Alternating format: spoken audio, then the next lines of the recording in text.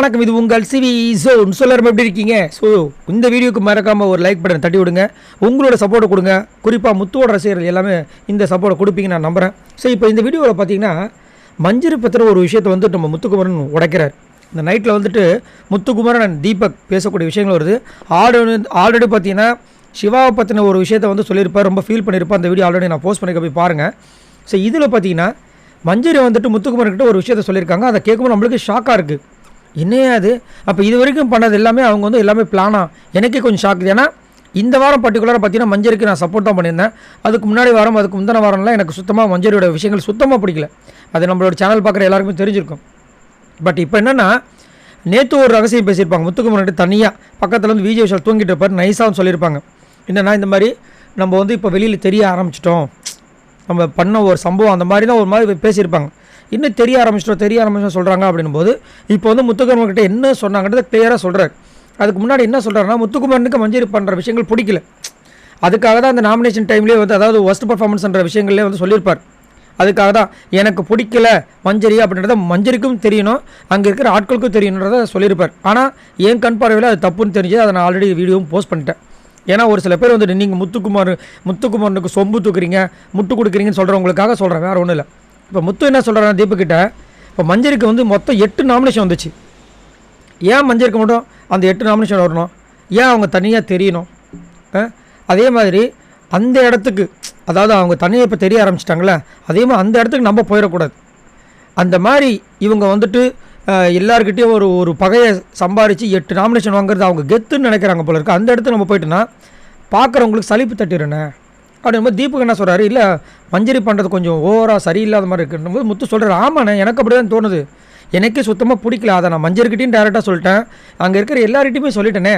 ஆனால் அவங்க என்ன சொல்கிறாங்க, இதுதான் நான், இதனால் என்ன பிரச்சனை வந்தாலும் அதை நான் பார்த்துக்கிறேன், அதை நான் ஃபேஸ் பண்ணுறதுக்கு ரெடியாக இருக்கேன்ற மாதிரி சொல்கிறாங்க. அப்படின்போது தீபக் என்ன சொல்கிறாருன்னா ஒரு விஷயத்த சொல்கிறார், மஞ்சரியோட கேம் அந்த 10 பேர் மீதியாக இருக்கிறதுக்கு முன்னாடி, அதாவது பிக் பாஸ் ஒரு அனௌன்ஸ் கொடுத்துருப்பார், நாமினேஷன் ஃப்ரீ பாஸ் இந்த கேமில் வின் பண்ணுறவங்களுக்கு கிடைக்கும் அப்படின்னு சொல்லும்போது, டால் டாஸ்கில் சொல்லும்போது மஞ்சரி அதுக்கு முன்னாடி இருக்க ஒரு கேம் விளையாண்டுட்டு இருந்தாங்க. அதை சொன்னதுக்கப்புறமா பார்த்தீங்கன்னா மஞ்சரி திரும்ப உள்ளே வரலான்னு சொன்னதுக்கப்புறமா பயங்கரமாக வந்து அக்ரெசிவாக ஜெஃப்ரியோட பொம்மை உள்ளே போகக்கூடாதுன்னு பண்ணாங்க. அதை பார்க்கும்போது அந்த ஆட்டிடியூட் சேஞ்ச் பார்க்கும்போது மக்கள் எல்லாருக்குமே தெரிஞ்சிருக்கும் ஏன் இந்த அளவுக்கு இவங்க இது பண்ணுறாங்கன்னு. மக்கள் பார்த்தா கண்டிப்பாக கோவம் வருமா இல்லையா அவங்க பண்ணுற விஷயங்களை. அப்போ நீங்கள் நாமினேஷன் ஃப்ரீ பாஸ் சொன்னோடனே அந்த கேமில் அவங்க ஜெயிக்கிறது மாற்றம் கிடையாது. அந்த நாமினேஷன் ஃப்ரீ பாஸ் ஜெயிச்சு அவன் வெளியே போய் அவன் வந்துட்டு நாமினேஷன் வராமல் இருந்துட்டானா எப்படி அப்படின்றதுக்காக நீங்கள் விளாண்டுருக்கீங்க அப்படின்ற மாதிரி ஒரு விஷயத்தை சொல்லும்போது முத்து என்ன சொல்கிறாருன்னா, இப்போ தான் முக்கியமான விஷயத்தை ஓப்பன் பண்ணுறாரு. மஞ்சரி என்ன சொல்லியிருக்காங்களா, நான் வந்து பிக் பாஸ் 8ஓட எதிர்மறை கண்டஸ்டண்ட்டாக வந்துட்டேன், உருவாகி இருக்கேன் அப்படி மாதிரி சொல்கிறாங்க. அப்படின்போது தீபக் கேட்குறாரு, எதிர்மறைன்னா என்ன அப்படின்போது ஒரு இங்கிலீஷ் வார்த்தையை சொல்கிறார், ஓ வில்லியா. அப்போ அவங்க என்ன சொல்லியிருக்காங்களா, நான் சக்ஸஸ்ஃபுல்லாக இந்த பிக் பாஸ் 8ஓட வில்லியாக உருவாகிட்டேன் அப்படின்னு சொல்லி சந்தோஷப்பட்டிருக்காங்களாம். ஓ அப்போ எல்லாமே வந்துட்டு இந்த 3 வாரத்து இதெல்லாம் படம்னு சொல்லிட்டு வந்திருக்காங்க.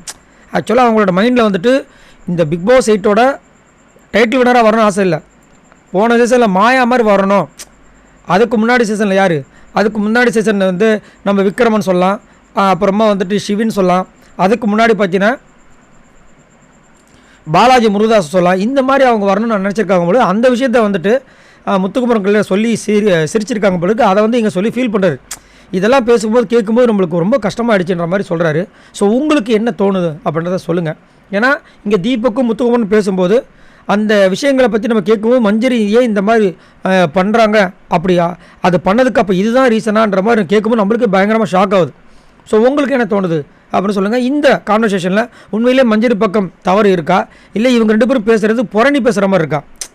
ஏன்னா ஒரு சில பேர் அதையும் சொல்லுவாங்க, இவங்க நைட்டு வந்து முதல் புரணி தான் பேசுகிறாங்க அப்படின்ற மாதிரி தோணும். ஸோ உங்களுக்கு எப்படி தோணுது அப்படின்றத சொல்லுங்கள். மறக்காமல் இந்த வீடியோக்கு லைக் தட்டி விடுங்க.